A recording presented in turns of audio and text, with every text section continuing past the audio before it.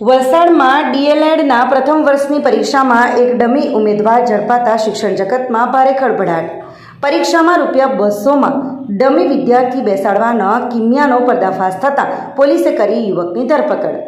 વિદ્યાર્થી અશ્વિનના મોટાભાઈ દિવ્યેશ પટેલે આ ગેરકાનૂની કામ માટે નવનીતને માત્ર 200ની લાલચ આપી પરીક્ષા કેન્દ્રમાં મોકલ્યો.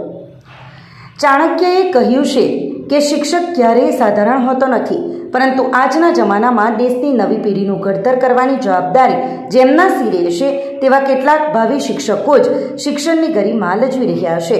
વલસાડમાં ડીએલએડના પ્રથમ વર્ષની પરીક્ષામાં એક ડમી ઉમેદવાર ઝડપાતા શિક્ષણ જગતમાં ભારે ખળભળાટ મચી ગયો છે. જુજવા ગામની આઈપી ગાંધી જાહેર હાઈસ્કૂલમાં યોજાયેલી પરીક્ષા દરમિયાન એક ભાવિ શિક્ષકે એવું કારસ્તાન કર્યું કે આખો ગુરુવર્ગ બદનામ થયો છે. માત્ર ₹200માં રચાયેલા આ ડમી કાંડની પૂરી કહાની આ મુજબ છે. મૂળ નવસારીના અશ્વિન પટેલ નામના વિદ્યાર્થીએ પોતાની ડીએલએડની પરીક્ષા જાતે આપવાને બદલે ડમી વિદ્યાર્થી બેસાડવાનો કિમિયો રચ્યો હતો. રાજ્ય પરીક્ષા બોર્ડ ગાંધીનગર દ્વારા લેવાતી ડીએલએડ પ્રથમ વર્ષની પરીક્ષા વલસાડના જુજવા સ્થિત આઈપી ગાંધી જાહેર હાઈસ્કૂલમાં ચાલી રહી હતી. પરીક્ષા દરમિયાન વર્ગ શિક્ષકની બાજ નજર એક વિદ્યાર્થી પર પડી. હોલ ટિકિટ પરનો ફોટો અને પરીક્ષા આપનાર યુવકના ચહેરામાં તફાવત જણાતા શંકા ગઈ. કડક પૂછપરછ થતાં જ સમગ્ર ડમી કાંડનો પર્દાફાશ થયો. પકડાયેલા યુવકે કબૂલ્યું કે તેનું અસલ નામ નવનીતલાલ ગોવિંદાસ મૌર્ય છે અને તે અસલ પરીક્ષાર્થી અશ્વિન અરવિંદભાઈ પટેલની જગ્યાએ પરીક્ષા આપી રહ્યો હતો. આશ્ચર્યની વાત એ છે કે અશ્વિનના મોટાભાઈ દિવ્યેશ પટેલે આ ગેરકાનૂની કામ માટે નવનીતને માત્ર ₹200ની લાલચ આપીને પરીક્ષા કેન્દ્રમાં મોકલ્યો હતો. એક ભાવિ શિક્ષક દ્વારા પરીક્ષામાં આચરવામાં આવેલી આ ગેરરીતિ શિક્ષણ વ્યવસ્થા માટે એક ગંભીર ચેતવણી સમાન છે. આ ઘટનાને ગંભીરતાથી લઈને વલસાડ જિલ્લા શિક્ષણાધિકારીએ તાત્કાલિક વલસાડ ગ્રામ્ય પોલીસ મથકે ફરિયાદ નોંધાવી. પોલીસ તપાસનો ધમધમાટ શરૂ થયો.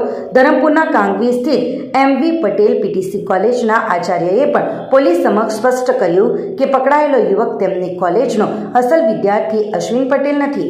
પાક્કા પુરાવા મળતા જ વલસાડ રૂરલ પોલીસે ગુનો નોંધી ડમી ઉમેદવાર નવનીત મૌર્યની વિધિવત ધરપકડ કરી લીધી છે.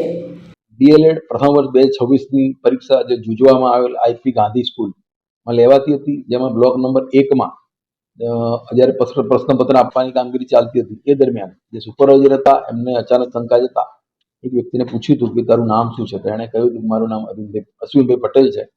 પરંતુ એ અગાઉ જે 3 પેપર લેવાયા હતા એમાં એ વ્યક્તિ હાજર ન હતી એવી શંકા જતા અને વધુ પૂછપરછ કરતા એણે પોતાનું નામ નવનીતલાલ મૌર્ય જણાવેલું હતું અને ખરેખર એ વ્યક્તિ અશ્વિનભાઈ પટેલની જગ્યાએ આ નવનીતલાલ પટેલ એ પોતે આ પરીક્ષા અપાવેલા હતા. અશ્વિનભાઈ પટેલ જે પણ નવસારીમાં રહે છે અને એની જગ્યાએ નવનીતલાલ મૌર્ય જે આવેલા હતા એને પૂછપરછ કરતા એવું જણાવેલ એની તબિયત ખરાબ હોય, આજે હું પરીક્ષા આપવા આવેલો છું, જે અંગે ત્યાંના આચાર્ય આવીને વલસાડ રૂરલ પોલીસમાં ફરિયાદ દાખલ કરવામાં આવી છે અને એની સાથે બીજા કોણ સંડોવાયેલા એની તપાસ હાલમાં ચાલી રહી છે.